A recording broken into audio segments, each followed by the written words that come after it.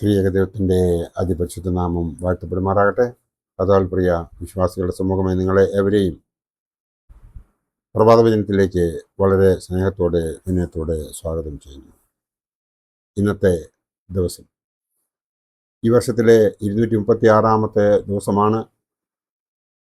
ഇന്ന് 607-ാമത്തെ episode publish ചെയ്യുന്നതിനായി ദൈവത്തിൽ ശരണപ്പെടുന്നു. ഇന്നത്തെ ധ്യാന വിഷയം യേശുവിൻ്റെ പ്രധാനപ്പെട്ട 40 പ്രവചനങ്ങൾ. യേശുവിൻ്റെ പ്രധാനപ്പെട്ട 40 പ്രവചനങ്ങൾ. ഒന്നാമത്തേത് തൻ്റെ ജനനം പ്രവചിക്കപ്പെട്ടത്. മത്തായി ശ്ലീഹായുടെ രക്ഷാസുവിശേഷം 1-ാം അധ്യായം 22-ഉം 23-ഉം വാക്യത്തിൽ പറയുന്നുണ്ട്. യോഹന്നാൻ സ്നാപകൻ വഴി ഒരുക്കുന്നതായിട്ട് മത്തായി 11:10 പറയുന്നുണ്ട്. മൂന്നാമത്തേത് ശുശ്രൂഷ ഗലീലയിൽ ആരംഭിക്കും എന്നത് മത്തായിയുടെ സുവിശേഷം 4-ാം അധ്യായം 14 മുതൽ 16 വരെയുള്ള ഭാഗത്ത് പറയുന്നുണ്ട്. തൻ്റെ കഷ്ടം എങ്ങനെയായിരിക്കും എന്നുള്ളത് മത്തായി ശ്ലീഹായുടെ രക്ഷാസുവിശേഷം 16-ാം അധ്യായം 21-ാം വാക്യത്തിൽ പറയുന്നുണ്ട്. താൻ കൊല്ലപ്പെടും എന്ന് മർക്കോസ് എവൻഗേലിയോസ്യുടെ സുവിശേഷം 9:31 പറയുന്നുണ്ട്. ആറാമത്തെ പ്രവചനം എന്ന് പറയുന്നത് 3-ാം ദിവസം ഉയർത്തെഴുന്നേൽക്കും എന്ന് വിശുദ്ധ ലൂക്കോസ് എവൻഗേലിയോസ്യുടെ സുവിശേഷം 24:7 പറയുന്നുണ്ട്. യൂദ ഒറ്റിക്കൊടുക്കുമെന്ന് മത്തായി ശ്ലീഹായുടെ രക്ഷാസുവിശേഷം 26:21 മുതൽ 25 വരെയുള്ള വേദഭാഗത്ത് പറയുന്നുണ്ട്. എട്ടാമത്തേത് പത്രോസ് 3 പ്രാവശ്യം എന്നെ തള്ളിപ്പറയും എന്നുള്ളത് മത്തായി ശ്ലീഹായുടെ രക്ഷാസുവിശേഷം 26:34 പറയുന്നുണ്ട്. ശിഷ്യന്മാർ ചിതറിപ്പോകും എന്ന് 26-ാം അധ്യായം 31 മത്തായി ശ്ലീഹായുടെ സുവിശേഷത്തിൽ പറയുന്നുണ്ട്. 10-ാമത്തേത് തൻ്റെ മരണം ക്രൂശിൽ ആയിരിക്കും എന്ന് യോഹന്നാൻ ശ്ലീഹായുടെ രക്ഷാസുവിശേഷം 12-ാം അധ്യായം 32-33 വാക്യങ്ങളിൽ പറയുന്നുണ്ട്. 11-ാമത്തേത് തൻ്റെ പുനരുത്ഥാനം എങ്ങനെയായിരിക്കും, അത് എന്താണ് എന്ന് യോഹന്നാൻ്റെ സുവിശേഷം 2-ാം അധ്യായം 19 മുതൽ 22 വരെയുള്ള ഭാഗത്ത് പറയുന്നുണ്ട്. 12-ാമത്തെ പ്രവചനം എന്ന് പറയുന്നത് തൻ്റെ സ്വർഗാരോഹണത്തെക്കുറിച്ച് പറയുന്നതാണ്. അത് 20-ാം അധ്യായം 17-ാം വാക്യത്തിൽ പറയുന്നുണ്ട്. പരിശുദ്ധാത്മാവിൻ്റെ വരവിനെക്കുറിച്ച് യോഹന്നാൻ ശ്ലീഹായുടെ രക്ഷാസുവിശേഷം 14:16-17 പറയുന്നുണ്ട്. 14-ാമത്തേത് ശിഷ്യന്മാർ ശക്തി പ്രാപിക്കും എന്ന് പറയുന്നതാണ്. അപ്പോസ്തല പ്രവൃത്തികൾ 1-ാം അധ്യായം 8-ാം വാക്യത്തിൽ അത് പറയുന്നുണ്ട്. സുവിശേഷം ലോകമെങ്ങും പ്രസംഗിക്കപ്പെടും എന്ന് മത്തായി ശ്ലീഹായുടെ സുവിശേഷത്തിൽ 24-ാം അധ്യായം 14 പറയുന്നുണ്ട്. 16-ാമത്തെ പ്രവചനം യെരൂശലേം ദേവാലയം നശിക്കും എന്ന് 24-ാം അധ്യായം 2-ാം വാക്യത്തിൽ മത്തായി ശ്ലീഹ പറയുന്നുണ്ട്. യെരൂശലേമിന്റെ നാശത്തെക്കുറിച്ച് ലൂക്കോസ് എവൻഗേലിയോസ് 21-ാം അധ്യായം 20 മുതൽ 24 വരെയുള്ള ഭാഗത്ത് പറയുന്നുണ്ട്. വ്യാജ ക്രിസ്തുക്കൾ വരുമെന്ന് മത്തായി ശ്ലീഹായുടെ സുവിശേഷം 24:5 പറയുന്നുണ്ട്.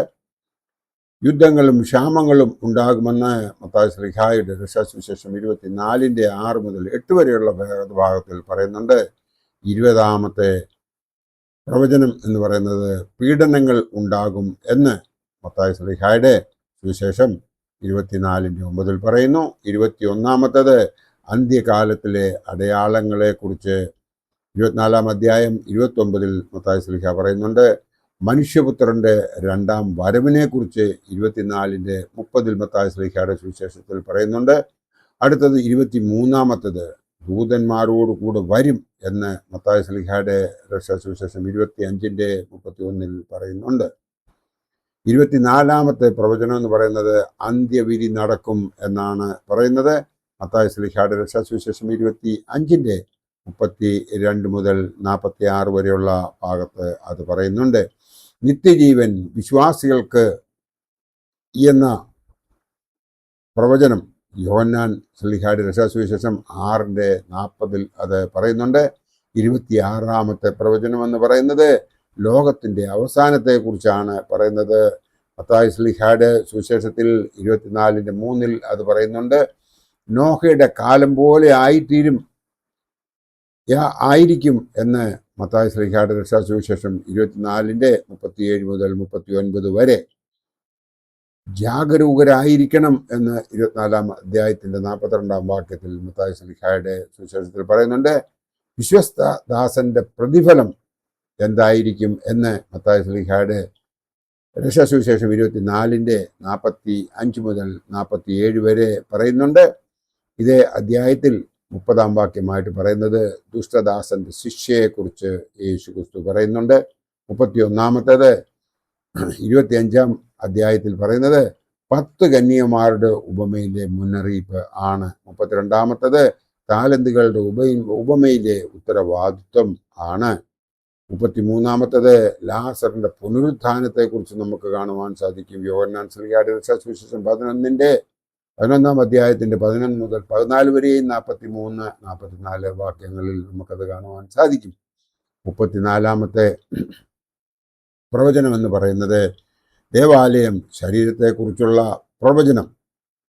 അതായത് പറയുന്നത് ദേവാലയത്തെക്കുറിച്ചാണെങ്കിലും തൻ്റെ ശരീരത്തെക്കുറിച്ചുള്ള പ്രവചനമാണ് ഇവിടെ യോഹന്നാൻ ശ്ലീഹായുടെ രക്ഷാസുവിശേഷം 2-ാം അധ്യായം 19 പറയുന്നത്. താൻ നല്ല ഇടയനാകുന്നു എന്ന് പറയുന്നത് യോഹന്നാൻ 10:11 പറയുന്നുണ്ട്.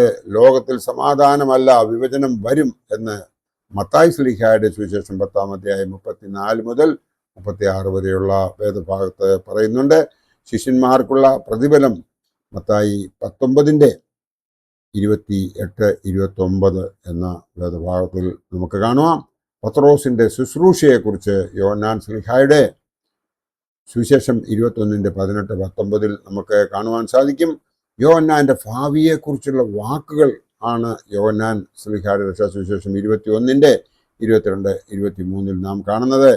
താൻ വീണ്ടും വരും എന്ന വാഗ്ദാനം വെളിപാട് പുസ്തകം 22:12-20 എന്ന് യേശുവിൻ്റെ വാക്കുകളുടെ പ്രതിധ്വനിയായിട്ട് യോഹന്നാൻ ശ്ലീഹാ പറയുന്നതായി നമുക്ക് കാണുവാൻ സാധിക്കും.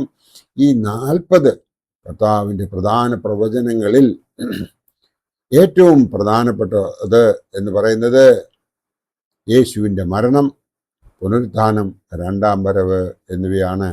അതായത് ഏറ്റവും പ്രധാനപ്പെട്ട പ്രവചനമായി ക്രിസ്തീയ വിശ്വാസത്തിൽ നാം ഓരോരുത്തരും കാണുന്നത് യേശുവിൻ്റെ മരണവും പുനരുത്ഥാനവും 2-ാമത്തെ വരവും ആണ്.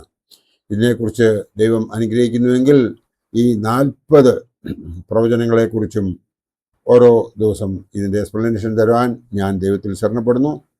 അതിന് ദൈവം അനുഗ്രഹിക്കുന്നുവെങ്കിൽ അത് ഞാൻ ഇടുന്നതായിരിക്കും. ഈ 40 വചനങ്ങളിൽ നിങ്ങൾ ഈ പറഞ്ഞതായ വേദപുസ്തക റെഫറൻസ് നിങ്ങൾ ഓരോരുത്തരും എടുത്ത് വായിച്ചു കഴിയുമ്പോൾ നിങ്ങൾക്ക് അതിൻ്റെ ഒരു ഏകദേശ രൂപം കിട്ടും. അതിൻ്റെ എക്സ്പ്ലനേഷൻ നമുക്ക് വരും ദിവസങ്ങളിൽ കാണുവാൻ ദൈവത്തിൽ ശരണപ്പെടാം. ദൈവം നമ്മളെ എല്ലാവരെയും അനുഗ്രഹിക്കട്ടെ. എൻ്റെ വാക്കുകൾ ഇവിടെ ഉപസംഹരിക്കട്ടെ. നന്ദി, നമസ്കാരം.